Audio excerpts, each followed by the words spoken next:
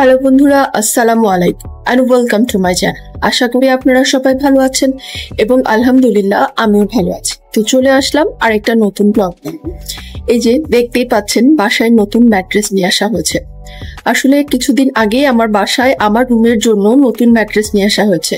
না, এই না যে আমার ঘরে আগে কোনো কিছু ছিল না, আমি মাটিতে থাকতাম তা না, ঘরে বিছানাতে তোষক ছিল, ম্যাট্রেস ছিল না। সো এবার অনেকদিন পরে আসলে আমার বিছানায় তোষকের পরিবর্তে ম্যাট্রেস দিচ্ছি। আম্মুদের বিছানায় ছিল, আমারটাই ছিল না, সো এখন আমারটাও আর কি চেঞ্জ করে দিলাম। আর হ্যাঁ, ওই দিন নিউ মার্কেটে গেলাম না, বললাম অনেকদিন পর আমি আর আমার মা নিউ মার্কেটে গেলাম। যাওয়ার মেইন কারণ মূলত এই ম্যাট্রেসটা অর্ডার দেওয়াই ছিল এবং আমি তো ম্যাট্রেস পেয়ে খুব খুশি। এখন খুবই আরামের ঘুম হচ্ছে আমার।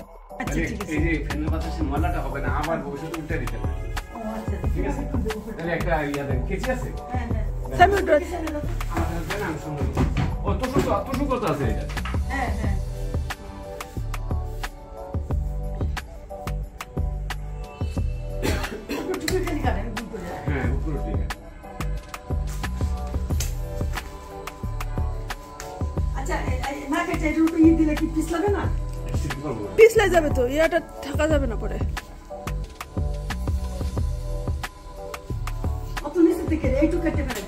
The next day.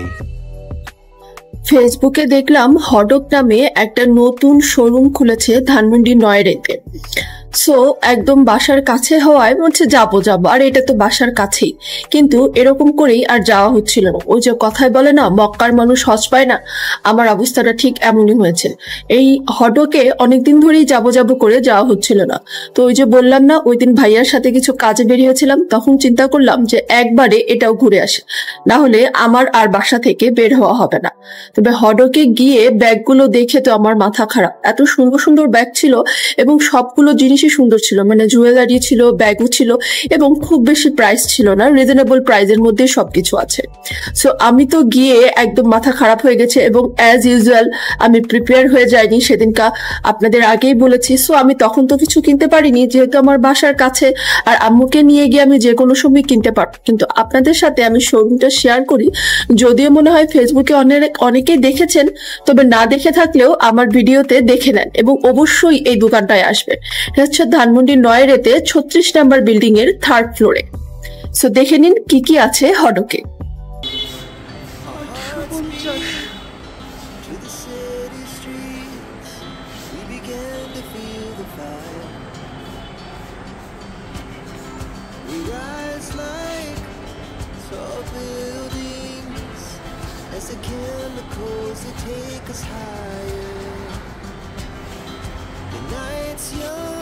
আপনাদের সাথে আরেকটা মজার কথা শেয়ার করি। এই যে হডকটা যে বিল্ডিং এ, মানে এই যে বললাম নয়রেতে 36 নাম্বার বিল্ডিং এর 3rd ফ্লোরে, এই বিল্ডিংটাতেই ঠিক আমার কলেজের ল্যাব রুম ছিল। মানে হডকের শোরুমটা যেই ফ্লোরে, সেই ফ্লোরেই আমার ফিজিক্সের ল্যাব ছিল। এই ফ্লোরটাতে যখন আসলাম তখন মনে হচ্ছিল যে এখানে এসে সেকেন্ড ইয়ারের ফিজিক্সের যে ভাইবাটা দিয়েছিলাম, উফ, স্যার এত কোশ্চেন করেছিল যে মাথাটাই খারাপ হয়ে গেছে। তো এখানে এসে এসব সেই পুরনো স্মৃতিগুলো মনে হয়ে যাচ্ছিল।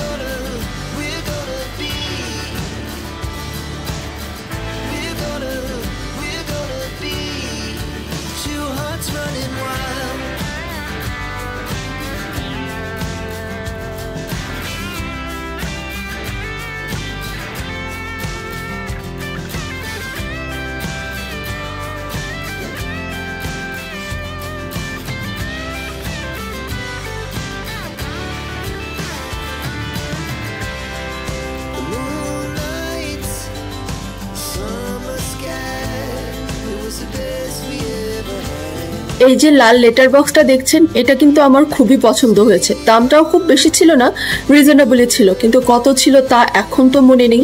তবে নেক্সট টাইম যদি যাই, আমার ইচ্ছা আছে আমি এটা কিনবো, যদি শোরুমে থেকে থাকে তখন।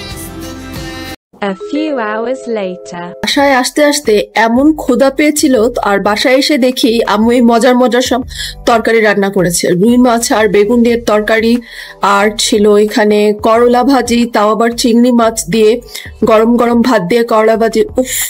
আর সাথে ছিল ট্যাংরা মাছের পেঁয়াজের ঝোল, উফ।